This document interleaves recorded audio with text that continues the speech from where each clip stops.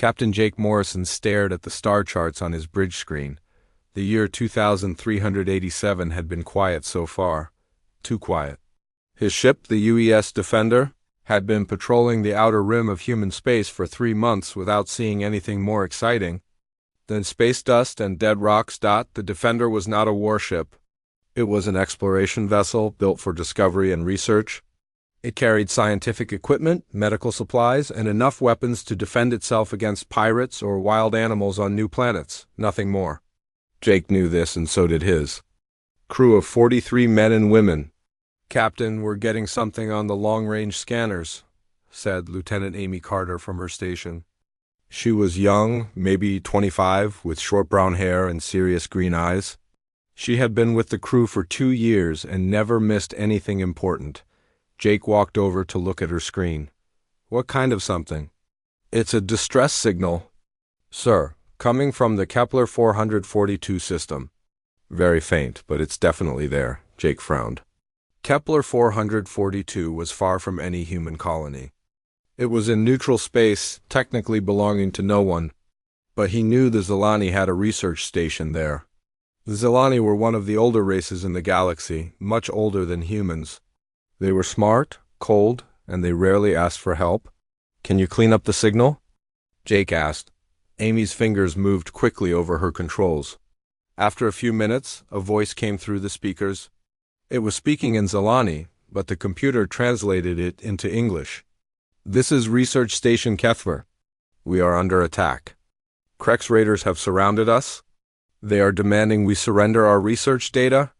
We cannot comply. Please, anyone who hears this, we need help." The message repeated 3 times, then cut to static. Jake felt his stomach tighten. The Krex were bad news. They were raiders who traveled in large groups, taking whatever they wanted from anyone too weak to stop them. They had advanced weapons and fast ships. Most importantly, they had no honor. They would kill anyone who got in their way. "How many ships do you think they have?" Jake asked. Amy checked her readings. "From the scanner echoes, I'd say at least 10, maybe 12, all warships." Jake walked back to his captain's chair. The Defender had good shields and decent weapons, but it was one ship against many. Any smart captain would report the situation to Earth Command and wait for backup. That was the safe choice. The logical choice, but Jake Morrison had never been good at making logical choices when people were in danger. "Sir?" Amy was looking at him with worry in her eyes.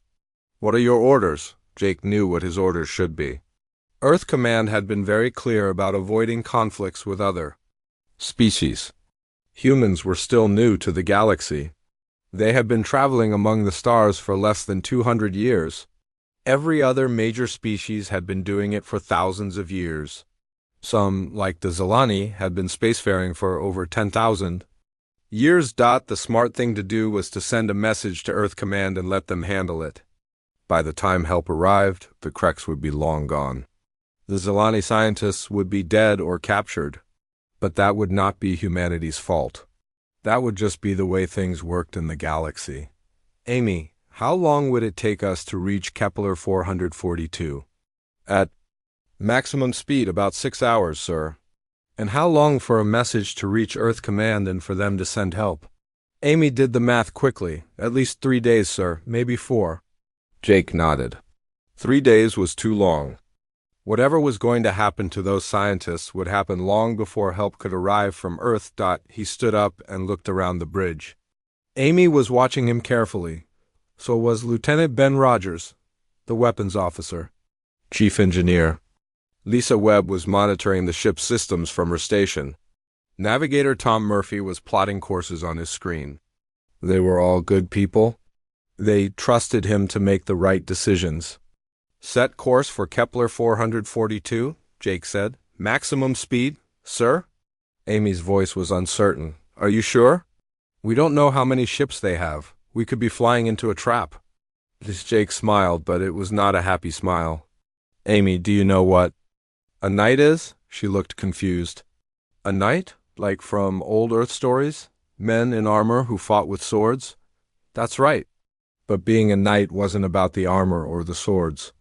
It was about a code. A set of rules that knights followed no matter what. What kind of rules? Protect the innocent. Defend the weak. Never abandon someone who calls for help. Honor before life. Amy shook her head. Sir, those are just old stories. This is real life. We could all die. Yes, we could, Jake agreed. But if we don't try to help, those scientists will definitely die, and we'll have to live with that. Ben Rogers spoke up from his station. Captain, Earth Command specifically told us to avoid conflicts with other species. If we attack the Kreks, it could start a war. Jake turned to face him. Ben, what do you think will happen if we let the Kreks do whatever they want? If we show them that humans will run away when things get dangerous? Ben thought about it. They'll think we're weak. That's right. And weak species don't last long in this galaxy. But if we show them that humans don't abandon people who need help, they might think twice before attacking our friends. Lisa Webb looked up from her engineering station. Captain, I've been listening to the Kreks communications. They're not just attacking the research station. They're torturing the scientists to get information. They're enjoying it. Jake felt anger building in his chest. The Kreks were not just raiders. They were bullies who hurt people because they could.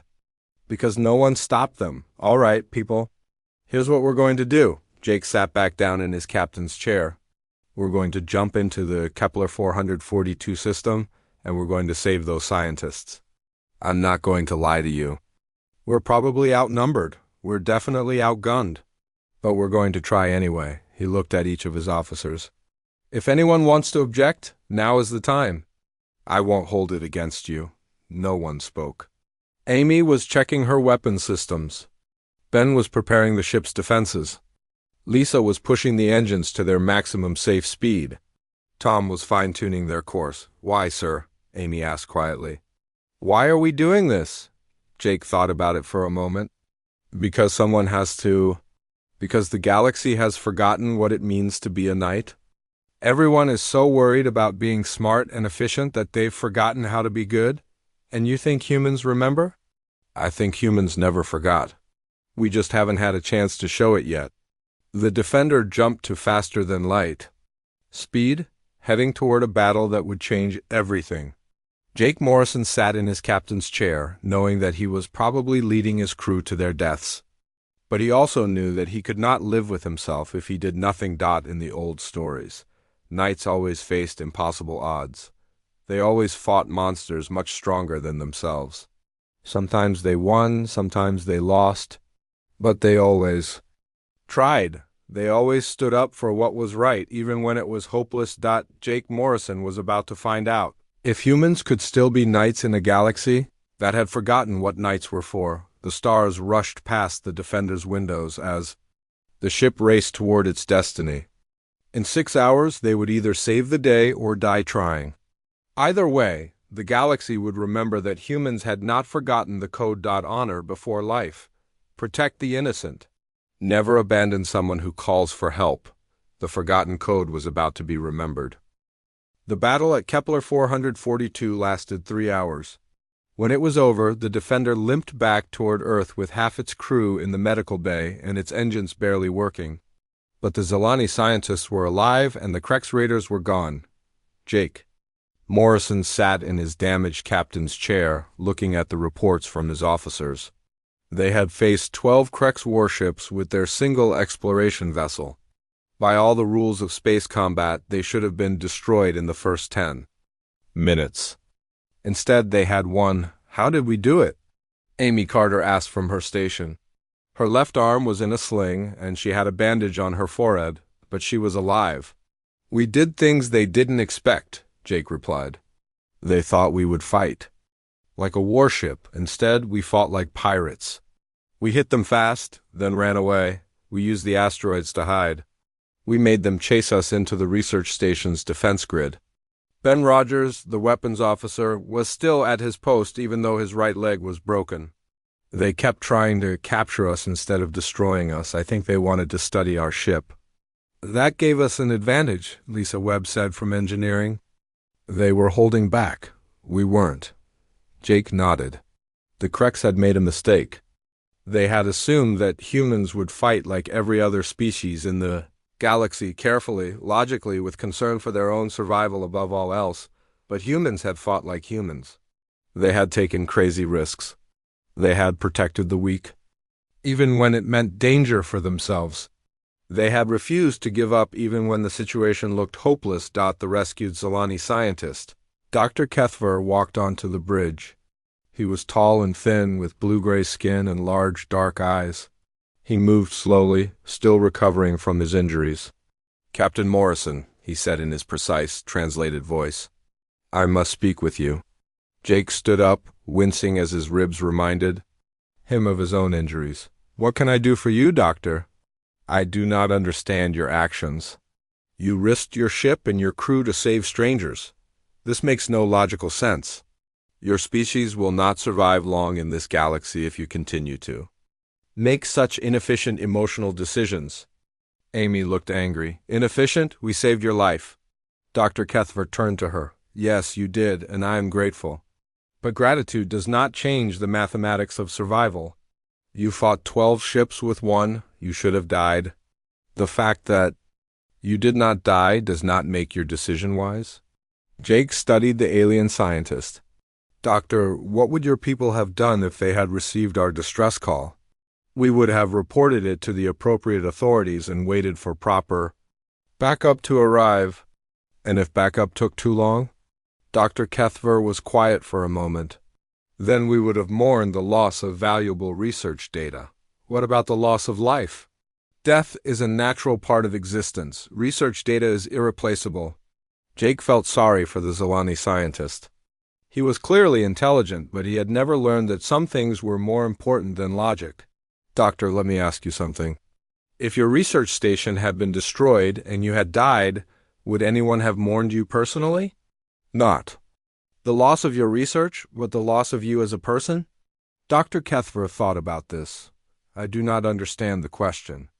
"Never mind," Jake said quietly. "I hope you make it home safely." The journey back to Earth took 2 weeks. During that time, news of the battle spread through the galaxy faster than light. The galactic communication networks carried the story to every inhabited system. A single human ship had defeated 12 Krex raiders to save alien scientists. Some species were impressed. Others were worried. The Krex hegemony was furious. When the Defender finally reached Earth, Jake found himself in the middle of a political storm. Earth Command had been getting angry messages from the Krex government for days. They wanted compensation for their destroyed ships. They wanted Jake Morrison arrested and handed over to them for trial. They wanted guarantees that humans would never again interfere with Krex operations. Admiral Peter Collins met Jake at the spaceport. Collins was an old friend, but his face was serious. "Jake, what the hell were you thinking?" "I was thinking that some things are more important than politics, sir. The Krex are demanding your head. They say you attacked them without provocation." "They were torturing innocent scientists, Peter. Was I supposed to let them do it?" Admiral Collins rubbed his forehead. "You were supposed to follow orders. You were supposed to report the situation and wait for backup. Those people would have been dead by the time backup arrived." "That's not the point, Jake. The point is that your actions could start a war. The Krex hegemony has over 1,000 warships. How many do we have?" Jake knew the answer. 47 combat vessels, sir." "That's right, 47. And you think we can fight a war against the Krex?" "I think we can't afford not to fight them, sir. If we show them that we're afraid, they'll never leave us alone," Admiral Collins sighed. "You're going to face a court-martial." "Jake, I can't stop it. Too many people are angry." "I understand, sir, but something strange was happening across human space." The story of the Defenders' battle was spreading not just through official channels, but through personal messages, news reports, and social networks. People were hearing about Captain Morrison and his crew, and they were inspired. Commander Steve Parker commanded a cargo ship called the New Horizon. He was carrying industrial equipment from Earth to the colony on Kepler 438b when he received a distress call. A plague had broken out on the Altarian colony of New Geneva. The colonists needed medical supplies, but the planet was under quarantine. No ships were allowed in or out. The logical thing to do was to continue to his original destination. The cargo he was carrying was valuable, and he had a contract to fulfill. But Steve Parker had heard about Jake Morrison.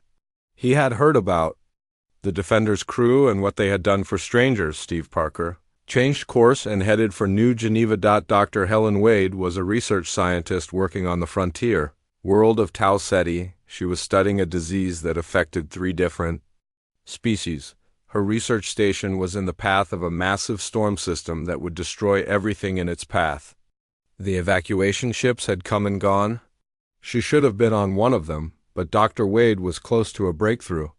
Her research could save millions of lives across 3 different species. The logical thing to do was to evacuate with her data and continue her work somewhere safe. Instead, she stayed.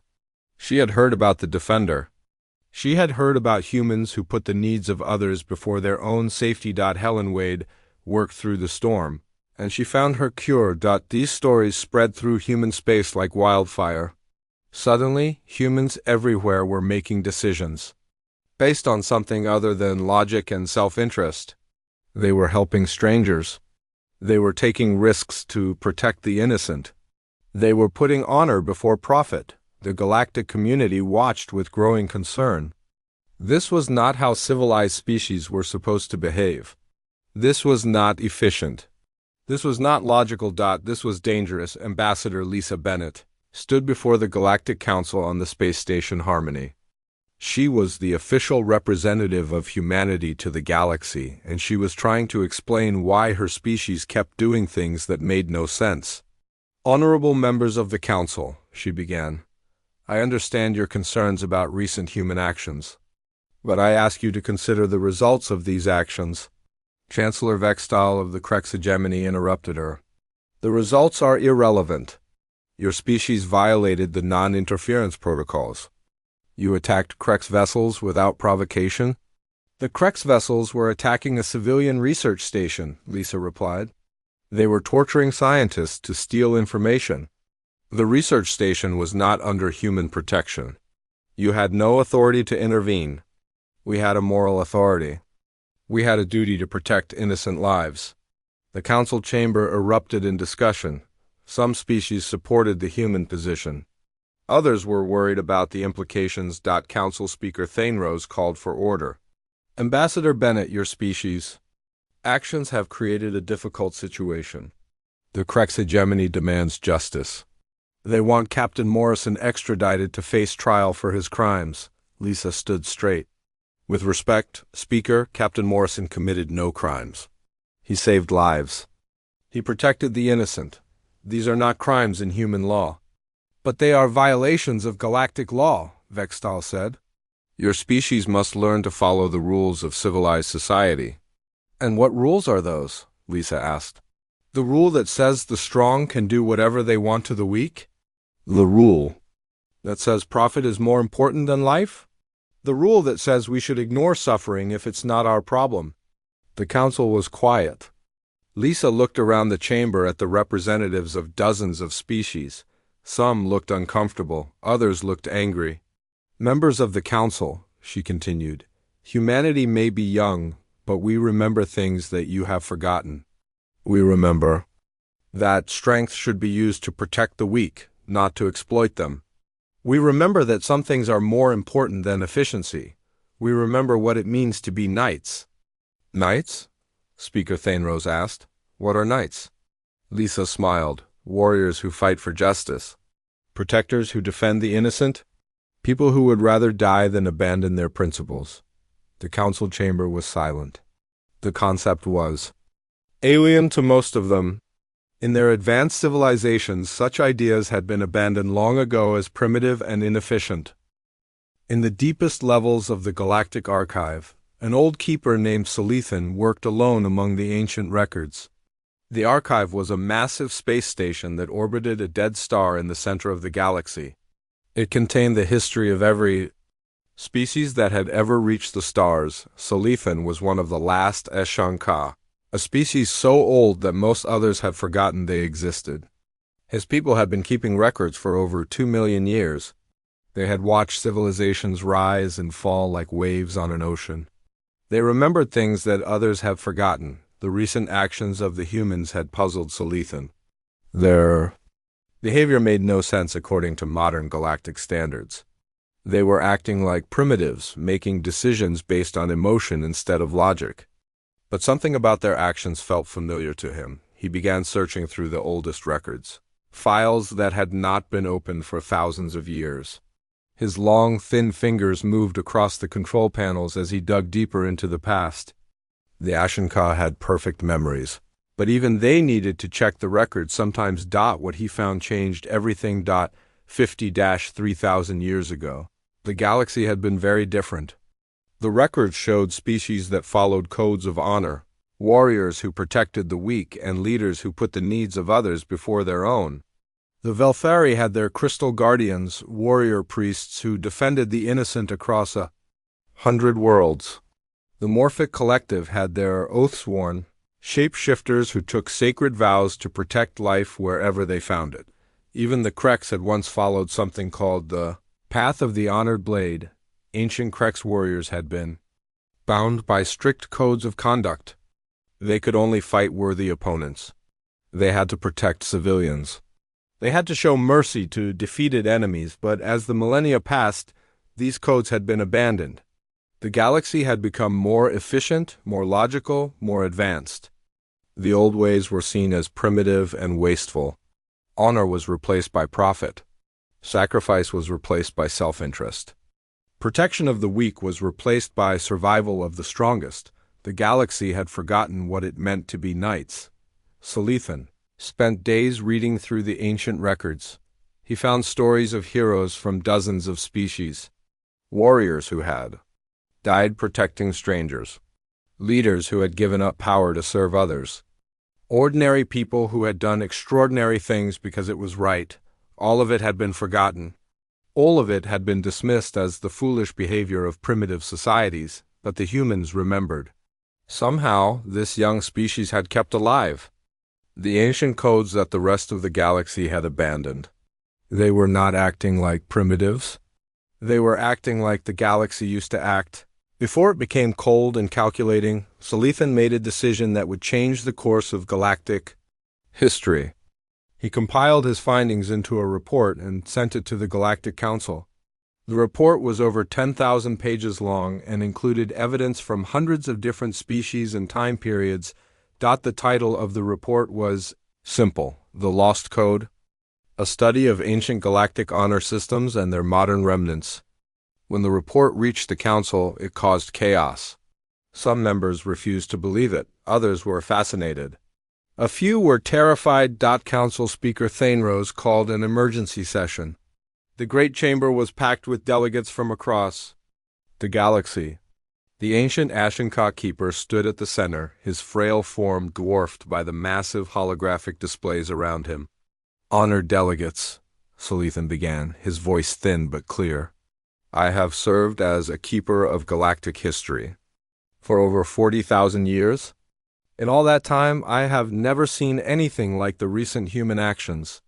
Not because they are strange, but because they are familiar. He activated the holographic displays. Images of ancient warriors filled the chamber. Velthari crystal guardians, in their shining armor. Morphic oath-sworn changing shape to protect refugees. Even ancient Kreks following their honor codes. These are your ancestors, Salithan continued. All of your species once followed codes of honor. You had warriors who protected the weak. You had leaders who served others. You had ordinary people who did extraordinary things because it was right. The chamber was silent. Many delegates were seeing images of their own species' ancient past for the first time. What happened to these codes? Asked Ambassador Valana of the Centauri Coalition. You abandoned them, Salithan replied. As your civilizations advanced, you decided that honor was inefficient. You decided that sacrifice was wasteful. You decided that protecting the weak was a luxury you could not afford. Chancellor Vextal of the Kreks stood up angrily. These are primitive behaviors.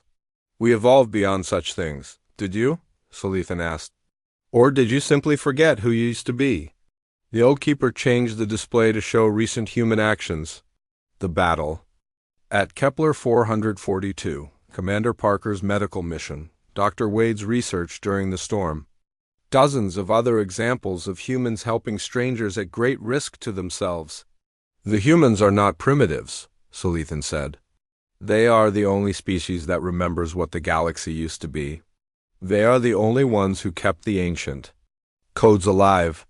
Ambassador Krell of the Altarian Federation spoke up, but surely these codes were abandoned for good reasons. Modern civilization is more efficient, more logical, is it? Salithan asked. Look at your galaxy today, the strong prey on the weak. Pirates raid civilian ships while governments look the other way. Entire species are enslaved while others debate the economics of intervention. Is this the advanced civilization you are proud of? The chamber erupted in arguments. Some delegates defended the modern way of doing things. Others began to question whether efficiency was worth the cost. Ambassador Lisa Bennett of Earth stood up. Keeper Salithan, are you saying that humans are somehow special? No, the old keeper replied. I'm saying that humans are normal. They are what all species used to be, before you convinced yourselves that honor was a weakness. He changed the display one more time. It showed a map of the galaxy with different colored areas representing different species and governments. Look at this map, Salithan said. See how it is divided? See how each species looks out only for itself? This is what you call advanced civilization. But 50,000 years ago, the map looked different. The display changed to show the ancient galaxy. The borders were different. Species worked together. More, there were vast areas marked as protected zones where weaker species lived under the protection of stronger ones. This is what the galaxy looked like when your ancestors followed the codes of honor, Salithan explained. It was not perfect, but it was better. The strong protected the weak. The wise guided the foolish. The rich helped the poor. And what happened to it? Asked Ambassador Villana. War, Salithan said simply. A great war that lasted for thousands of years. When it ended, the survivors decided that honor had caused the conflict. They decided that codes of conduct were dangerous. They decided that each species should look out only for itself. So they abandoned the codes to prevent future wars? Yes, and what followed was 50,000 years of smaller conflicts, piracy, slavery, and exploitation. You prevented one great war by allowing 1,000 smaller cruelties. The chamber fell silent again. The weight of 50,000 years of history pressed down on them. What do you propose we do? Asked Council Speaker Thenrose. Learn from the humans, Salithan replied. They have shown you what you could be again. They have reminded you of what you have forgotten. Chancellor Vextal was furious. You want us to copy the behavior of primitives? You want us to give up everything we have achieved? I want you to remember who you used to be, Salithan said. I want you to decide whether efficiency is worth the cost of your souls. The emergency session lasted for days. Some delegates left in anger. Others stayed to debate. A few began to look into their own species' ancient history. Ambassador Villana of the Centauri Coalition found records of her people's ancient protectors. The Centauri had once sent their best warriors to defend trade routes and protect peaceful travelers. The practice had been abandoned over 1,000 years ago as economically inefficient. Ambassador Krell of the Altarian Federation discovered that his people had once maintained mercy fleets that provided aid to disaster victims, regardless of species or politics. The fleets had been disbanded when the government decided that helping others was not their responsibility. Even some of the Krex delegates began to research their own past. They found records of the path of the honored blade, ancient codes that had turned their ancestors into respected warriors instead of feared raiders, but not everyone was convinced. Chancellor Vextal and his supporters argued that the old ways were dead for good reasons. They believed that returning to codes of honor would make their species weak and vulnerable. The galaxy was splitting into two camps. Those who wanted to remember the ancient codes and those who wanted to forget them forever. In the middle of this growing conflict, Captain Jake Morrison sat in a military prison on Earth waiting for his trial. He had no idea that his simple decision to help strangers had started a revolution that would reshape the galaxy. The trial was still to come. But already, the battle lines were being drawn. It would not be a battle fought with weapons, but with ideas. The question was simple. What kind of civilization did they want to be? The military courthouse on Earth had never seen anything like it. Representatives from 23 different species had come to watch the trial of Captain Jake Morrison. The courtroom was packed with aliens of every shape and size, all watching. As humanity put its own values on trial, Jake sat at the defendant's table wearing his dress uniform. He looked calm, but Amy Carter could see the tension in his shoulders. She sat in the gallery with the rest of the defender's crew, all of them still recovering from their injuries. The prosecutor was Admiral Franklin Cross, a stern man with gray hair and cold eyes. He had been chosen because he believed that Morrison's actions were dangerous to humanity's future in the galaxy. "Ladies and gentlemen of the jury," Admiral Cross began, "Captain Morrison stands accused of disobeying direct orders, endangering his crew, and violating galactic law. His reckless actions have put all of humanity at risk." He walked back and forth in front of the jury, 12 officers from different branches of Earth's military. The defendant received clear orders to avoid conflicts with other species. He was told to report problems to Earth Command and wait for proper authorization. Instead, he chose to attack 12 enemy warships with a single exploration vessel. This was not heroism, this was madness. Admiral Cross turned to point at Jake. The defendant's actions could have started a war. The Krex hegemony has over 1,000 warships. We have fewer than 50.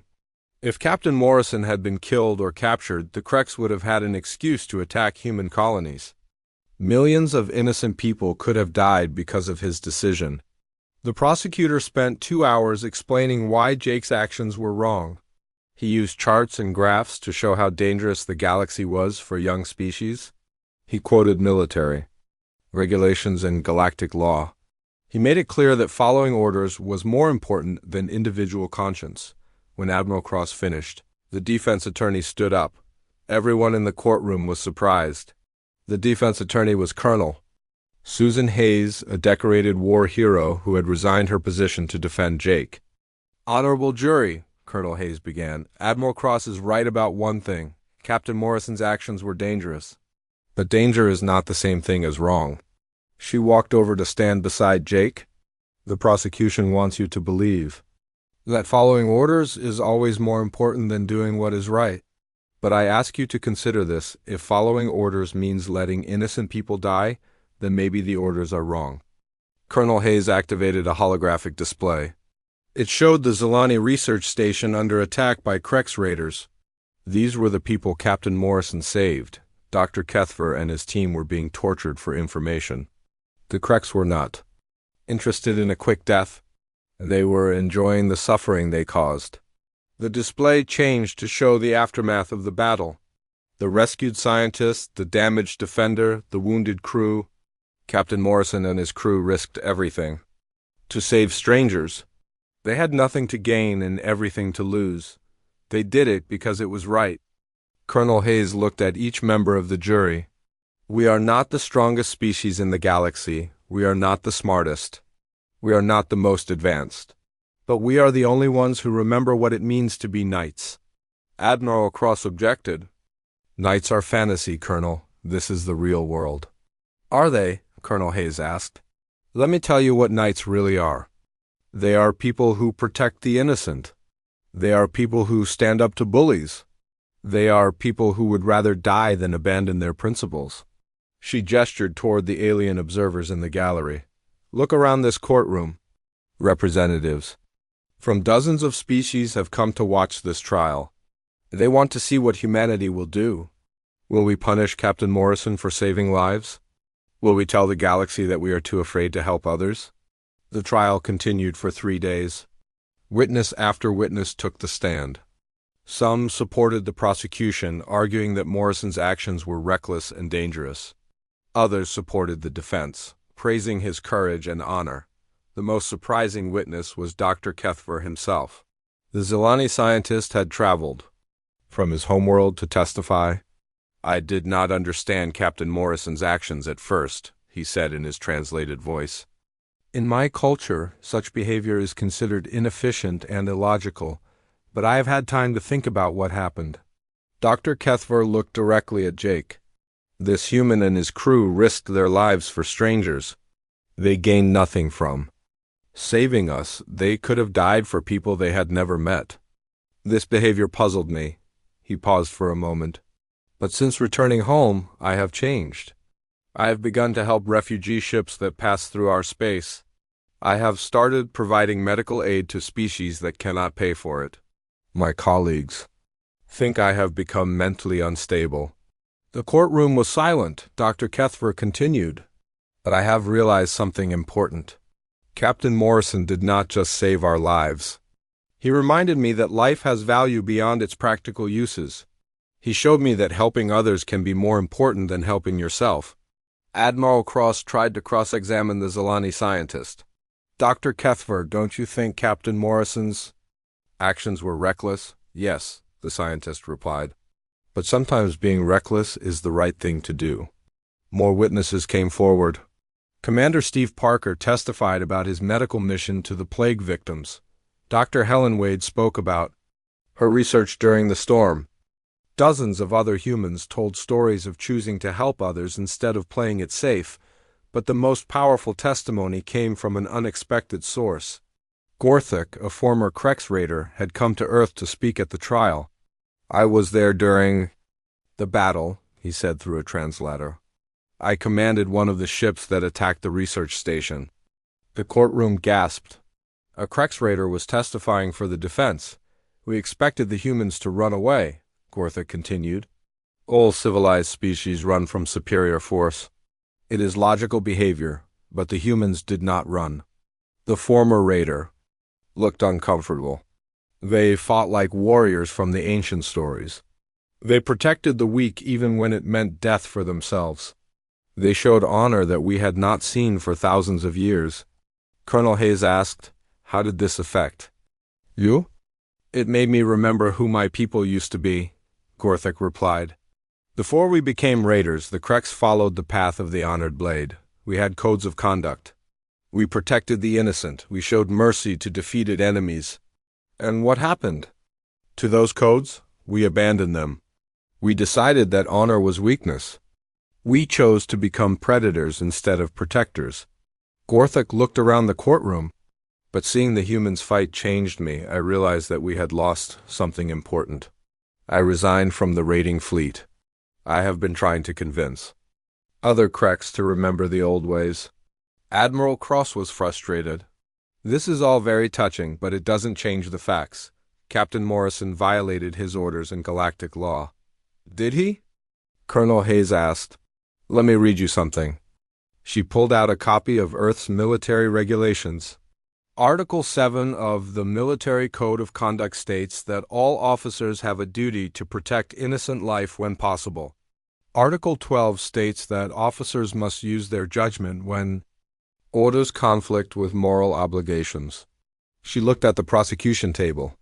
Captain Morrison was following regulations, not violating them. Admiral Cross argued back. Galactic law takes precedence over Earth law. Does it? Colonel Hayes asked. Let me read you something else. She activated another display, this one showing the Galactic Charter, the document that governed relations between species.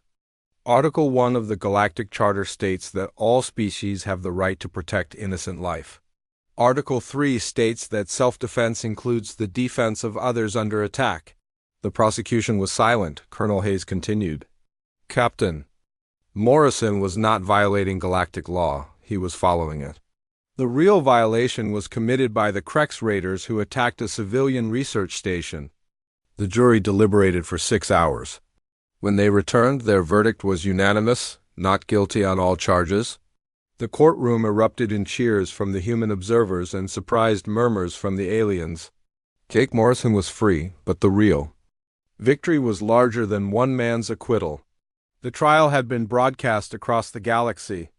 Billions of beings had watched as humanity defended its values in open court. Some species were inspired by what they had seen. The Centauri Coalition announced that they were reviving their ancient protector fleets.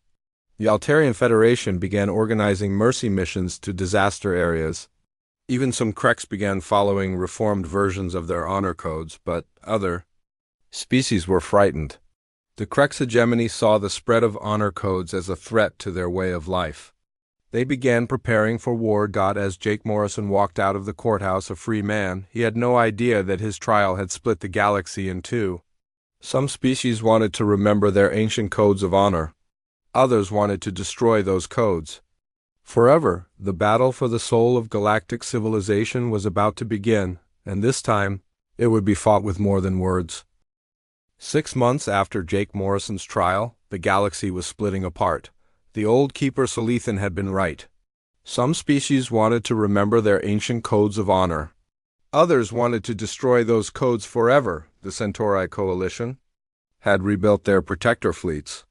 Their ships now patrolled the trade routes, helping any vessel in distress regardless of species or politics.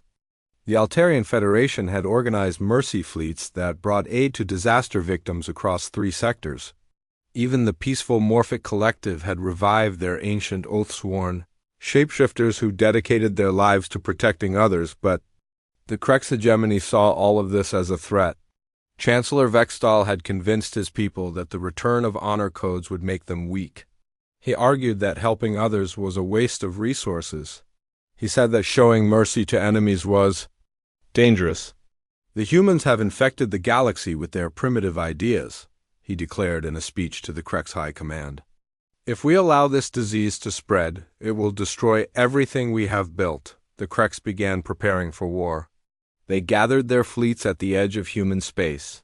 They demanded that Earth Command surrender Captain Morrison and promised to abandon all knight-like behavior. When Earth refused, the Kreks declared that humanity was a threat to galactic stability. Jake Morrison, now promoted to Admiral, stood on the bridge of his new ship, the U.S. Excalibur. It was humanity's newest and most powerful vessel, but even it could not match a Kreks dreadnought in direct combat. "Admiral, we're getting reports from across the galaxy," said Commander Amy Carter, who had become his second-in-command. "The Kreks are moving against anyone who has adopted honor codes." Jake studied the tactical display. Red markers showed Kreks. Fleets attacking Centauri protector ships, Altarian mercy vessels, and even reformed Kreks who had tried to follow the old honor codes. "They're not just fighting us," Jake realized. "They're fighting the idea of us." Admiral Collins appeared on the communication screen from Earth Command. "Jake, the situation is getting worse. The Kreks have attacked civilian ships from 6 different species. They're demanding that everyone choose sides." "What do you mean?" "Either support the Kreks' way of doing things or be declared enemies of galactic stability. They're forcing everyone to choose between honor and survival." Jake looked around his bridge. His crew was ready for battle, but they all knew the odds.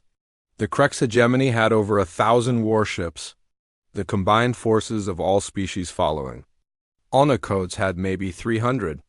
"Admiral," Lieutenant Ben Rogers called from the weapons station. "We're receiving a transmission from the Proxima Nebula. It's a distress call." "From who?" "Multiple sources, sir. Looks like civilian evacuation ships. They're carrying refugees from the Kreks attacks." Jake felt the familiar weight of decision. The Proxima Nebula was in disputed space, far from any military support. If they went to help the refugees, they would be walking into a trap. The logical thing to do was to ignore the call and protect human space, but Jake Morrison had never been good at making logical decisions when people were in danger. "Set course for Proxima Nebula," he ordered. "Maximum speed." Amy looked worried. "Sir, this could be exactly what the Kreks want. They could be using the refugees as bait." "Maybe," Jake agreed. "But we can't let innocent people die just because it might be a trap." The Excalibur jumped to faster-than-light speed, racing toward what might be humanity's final battle. They were not alone. As news of the refugee crisis spread, other ships began converging on the Proxima Nebula, Centauri protector vessels, Altarian mercy ships, reformed Kreks following the ancient honor codes, even some Zelani ships, inspired by Dr. Kethfer's example, when They arrived at the nebula. They found exactly what they had expected. The refugee ships were real, packed with civilians fleeing the Krex attacks. But waiting for them was the largest Krex fleet ever assembled. Over 200 warships, led by Chancellor Vextal himself. "This is Chancellor Vextal of the Krex." "Hegemony," came the transmission. "You are in violation of galactic law. Surrender immediately or be destroyed." Jake opened the channel to all ships in the area. "This is Admiral Morrison of the Earth Defense Force. All ships, prepare for battle. We're here to protect innocent lives and we're not backing down."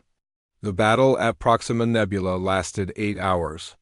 It was the largest space battle in over 1,000 years.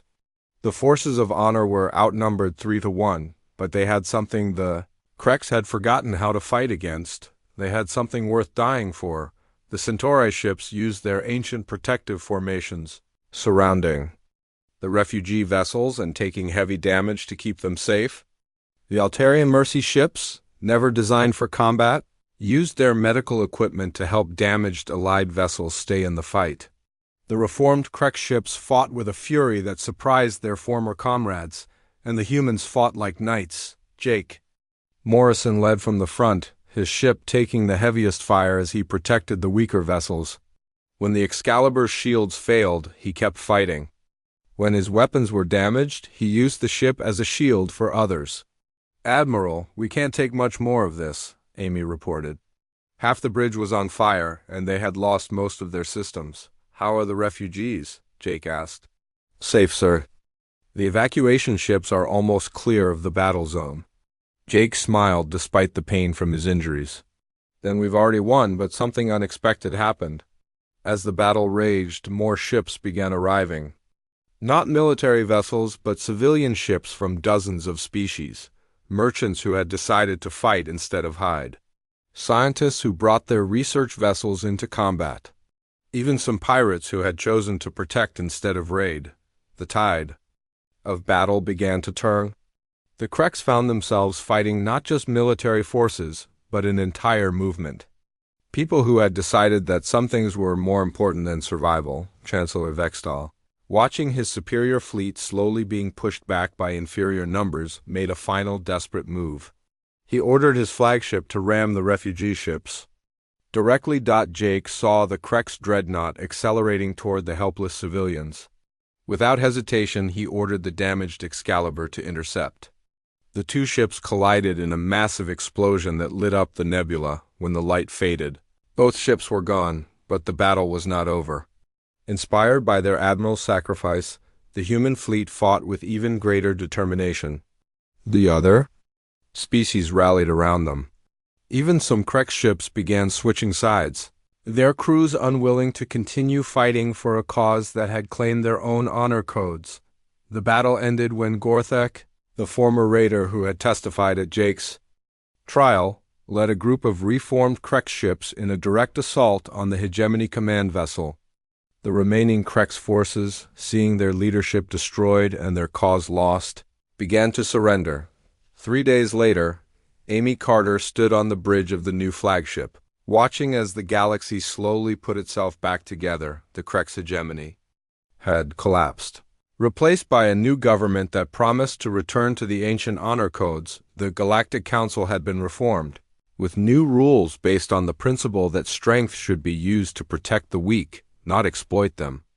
Species that had been enemies for centuries were working together to help rebuild the areas damaged by the war. Dr. Kethver, now leading a joint scientific mission, approached Amy with a question that had been bothering him. "Commander Carter, I have been studying human behavior for months, and I still do not understand something. Why do you risk your lives for strangers? What do you gain from helping others?" Amy thought about Jake Morrison, who had died protecting people he had never met. She thought about all the humans who had chosen honor over safety, duty over survival. "We don't gain anything, Doctor," she said. "That's not the point." "Then what is the point?" Amy smiled. "The point is that it's right. Some things are more important than gain or loss. Some things are worth doing just because they need to be done." The old Zilani scientist nodded slowly. He was beginning to understand. 1 year later, the galaxy had changed completely. The ancient codes of honor had been restored across dozens of species. Knights walked among the stars again, not as warriors in armor, but as ordinary people who chose to do extraordinary things. The memorial to Admiral Jake Morrison stood in the center of the rebuilt Galactic Council station. The inscription was simple. He reminded us who we used to be. But the real memorial was the galaxy itself. Trade routes were protected by volunteer fleets. Disaster victims received aid regardless of politics. Pirates found themselves outnumbered by citizens willing to fight for justice. The stars had not forgotten about knights. They had just been waiting for someone to remind them what knights were for. Amy Carter, now an admiral herself, often stood before the memorial and remembered her old captain. Jake Morrison had started as a simple ship captain who couldn't ignore a distress call. He had ended as the man who changed the galaxy. The age of knights had begun again. And this time it would never end. In the vast darkness between the stars, ships traveled safely under the protection of those who remembered the ancient codes. Honor before life. Protect the innocent. Never abandon someone who calls for help. The forgotten code was forgotten no more.